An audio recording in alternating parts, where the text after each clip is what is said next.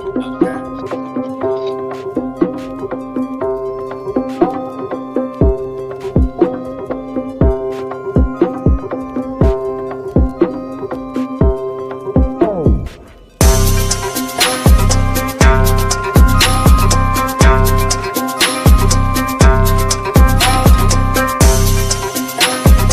I'm your host, T Money.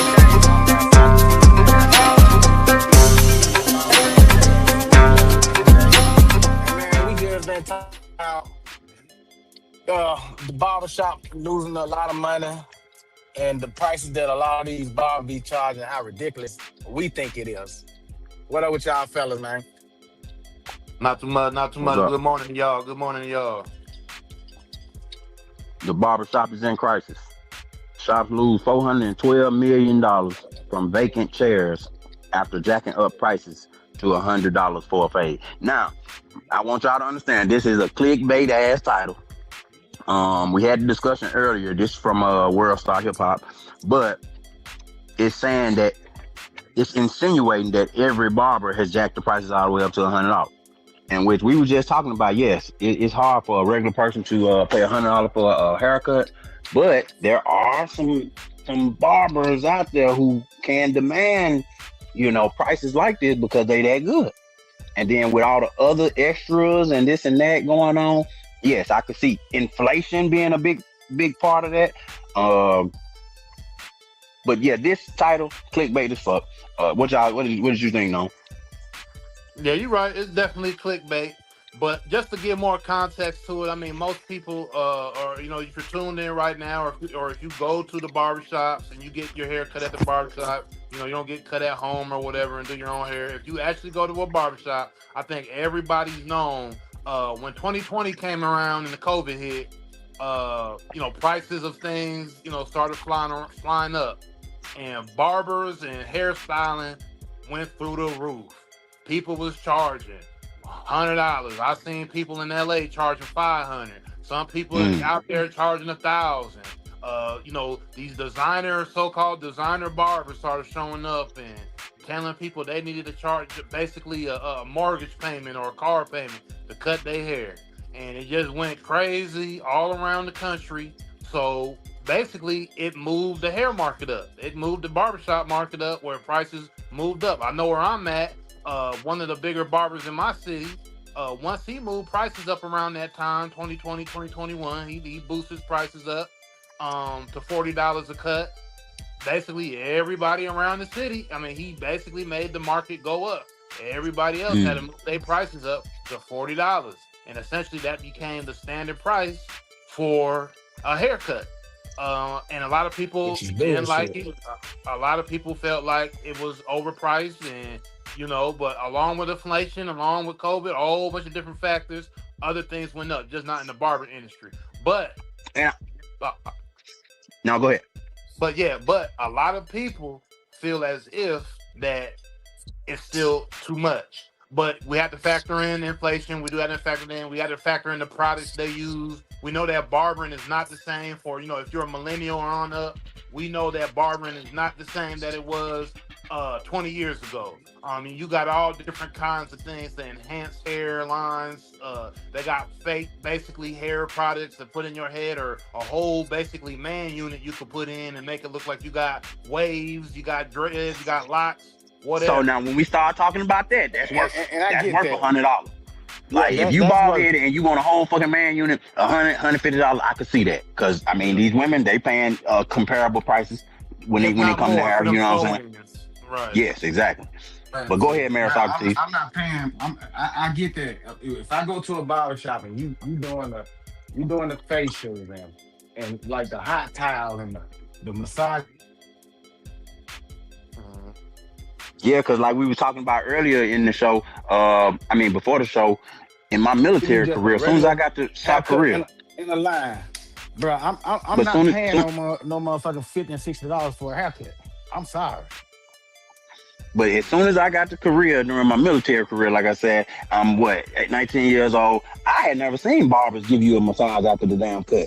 do a facial on you, pop the pimples on your fucking face. You know what I'm saying? So that it is a different level of barbering who can demand certain prices, especially in America. And that was 2004, 2005 in South Korea. You know what I'm saying? So I had never seen that from a barber from my area because, of course, barbers usually just use the clippers, right? But no, there's all different type of barbers. Like you said, there's all different type of services now. And then since my military career, I actually went and got my barber's license 2015. And I do see that the prices couldn't stay where they were. You know, it was too little for the amount of schooling and hours that these people having to go through to get these licenses to be in these shops. You got to fam, you know what I'm saying? I understand that. And there has to be some kind of medium, but there's no, authority to tell us, hey, this is the right, price for a haircut. So it becomes the market. The market determines that. Like you said, you're sitting on, this guy went to that price. That's what the market became. So shit, that's just what it is. And all it takes, it just takes one. Capitalism. One person that is willing to pay that. But these guys be out here willing to pay $100, $200, $500 for a haircut just to say that they paid that for a haircut, and that's just stupid to me.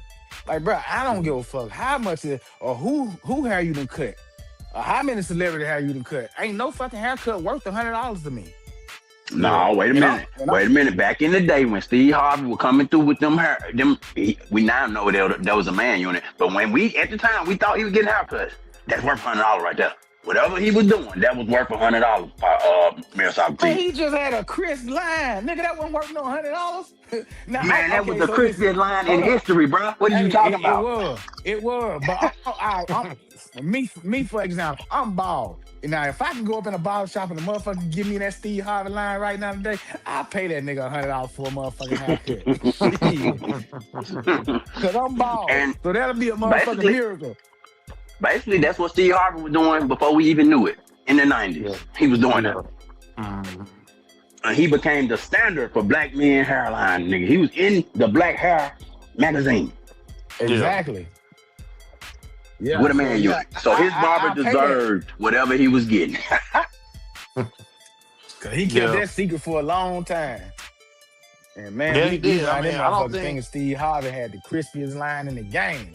I don't think that became common knowledge until a few years ago. Like literally, I think that secret just came out. So I get that long ago. But yeah, the price has got to go. The price has got to go. Yeah. Go ahead, no. Yeah, but I also want to say, we do have there are different levels of barbering. We were talking about that as well, before the show started. There's different levels of people with these clippers, and there are competition. There's people who have won awards that city to city, state to state, some worldwide championships that are just they do their thing with those clippers. So they do have a clientele, maybe a celebrity clientele, maybe a higher end clientele within their city, whatever the case may be, to where they actually can put those prices to those levels, and people are like, oh, okay, I will pay that much money. I will go and see that person, because they feel that they have the standard and they have the expertise to be able to charge that amount of money. Now, to a lot of people, that is what kind of messes up the market, like we've been saying. And also, just to put a little segue in there, is also it's the barbershop culture, especially within the black community. The barbershop culture, I think, has changed a lot, because you used to be able to just go right up and do a lot of walk-ins. I think walk-ins a lot of times have been taken away as well after 2020. Most of this digital check-in, because I know where I go now, there ain't no walk-ins. You got to go in, you go onto the app, or you go onto their site and you book through that, right? So you go in, just go in and get your cut. Whereas back in the day when we were younger, we was going in with our parents to the barbershop, or your uncles or your family members would take you. There was that vibe of community within the barbershop. So people are sitting around talking, Jones, and not saying it don't happen now, because it still does, but I feel like that element has started to leave, because everything about the bag, it ain't about as much as community and all that, because the barbershop in the black community is a staple. Like, people go there to get their haircut, the talk slit, a whole bunch of other stuff going on other than just haircutting. So Mm-hmm. that's why, you know, when you raise these prices, you do certain things, you kind of take what is important in our community kind of away sometimes because we Yeah, just that focus on money. nostalgia. That Right. nostalgia is gone. That shit is gone. I used to go to the barbershop with my dad every Saturday morning. Like, it was clockwork. Well, not every Saturday morning, every 2 Saturdays. So it was, you know, it was a thing. And that was a different time in barbering too. Like you say, that's when the barbers had that cowhide on the side right there, and he sharpened up his manually sharpening up his razor and stuff like that. But yeah, it has changed, and this is why this conversation is kind of like polarizing because, like you said, in the black community, yeah, the barbershop is like, that's kind of like where you learn sports. That's where you learn about politics. That's where you learn about everything and that's from other men. For everything. Mm-hmm. From other men, no women too much. You know what I'm saying? It's really a spot for men to kind of congregate and you know, kind of kick game and talk about life. So yeah, it was a place where you can go and sit and be a man and talk man talk and not have to worry about a woman or getting back to your woman. Yeah. Mm-hmm. That's a barbershop had a lot to do with that, you know, but now we got people pulling up and, you know, y'all come to you, man. I come to you for $250. You know, $250, I come to you, you know, I'll make sure you're right, I'll get you right. You know, or, you know, I'll pull up, I got a van, cause you seen I know you probably seen them online, but you know, people, you know, stunting out the vans, you know, the work vans. Yeah, mobile barbershop, yeah, for sure. Yeah, mobile barbershops pulling up. So, you know, that mystique of what we grew up to, you know, it's not there anymore. So I think that kind of play a part too, man. Like with, you know, people not liking the price rent, you know, going up and different things changing within the barbershop, man. But yeah, we just in that day and time, man. It's a part of the economy. It's just not cutting hair. It's just not stylists and barbering and all that. It's just a change of the guard with the way the economy is, especially here in America, man. You know. For sure. And it's just like I talked about earlier, it's just like a doctor. You're not paying a doctor for how fast he do his job. You paying him for his expertise and all those years that he went to school. So it's kind of the same when it comes to the barbering game, because in Texas you have to do 1,500 hours you know, schooling, and then you could do, you know, apprenticeship and other things too to become a master barber. But it's just you don't see that part, so you don't think that you're paying for that. But you know, and it might seem like an easy job, but then, man, I know barbers, you know, been there 20, 25 years, got carpal tunnel syndrome, got bad ankles, bad knees, bad back, and it's like, you know, so all of that plays into account. And I think barbers kind of did have to recognize their value, and some did push it all the way out of the woodwork, but for the most part, prices did have to go up. If you think about what a normal light bill is these days, you know what I'm saying? Like, and then you got these barbershops. Let's say you got three chairs in your barbershop. You got to charge to even pay some of these bills. So yeah. Now that cost goes on to the consumer, plus the inflation and all those things that we talked about. But yeah, barbering game, we had a total different stage in it. You don't go to the barber shop and watch Saturday morning football. You don't watch, you know what I'm saying, Monday night football at your barber no more. Like all that kind of stuff, that's over with. That's over with. And like I was saying, man, I get all that. I get the pricing and everything. But when COVID, around the time when COVID hit, a little bit after when everything had started calming down, I had mentioned to y'all that I walked into a barbershop and to get my son a lineup. And the guy didn't say anything to me about the pricing and that, which I probably should have asked beforehand. But you know what I'm saying? I didn't think I had to. Then so as soon as he get done cutting my hair, I asked this man what I own, and he said $40. And I'm like, what the fuck? For what? A lineup? You ain't cut no hair, you ain't trim nothing down, you just gave him a lineup, bro. And that shit was $40. And right then and there, bro, I knew going in a barbershop was not for me. But back in the day, your barber was like a damn therapist or something, an older guy who had experience in life, and you know what I'm saying? Everybody kind of respected, right? Nowadays, your barber look like a rapper. Your barber got gold teeth. Your barber got, you know what I'm saying? The watch, the chain. Like, so that also plays into the perception because it's like, wait a minute, nigga, you getting too much money if you able to live this life. But of course, a lot of people fake it till they make it. But it's just the perception.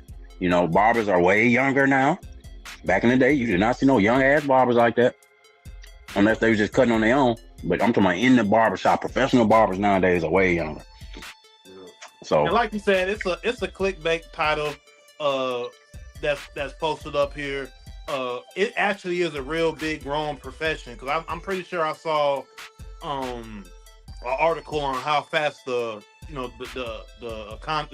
barbershop economy is growing. So, you know, there is two sides of it, of two sides of every story, or three sides depending on who you talk to. So, yeah, man. I go there. I go get my haircut. I wanted to stay at the prices that they at, and you know, I just hope they stay in an affordable range so people can enjoy their time to get their haircut. Because especially as men, it's something that we enjoy when we know we can go get our haircut and then we can step out into the world and feel fresh and feel, you know, and add that confidence boost when we go out into the world. For sure. We can leave it there. Thanks for y'all for tuning in. PGC Podcast. Make sure y'all hit the Cash App. Like, share, and subscribe. Yeah, like, share, and subscribe. We'll be back this weekend with more shows.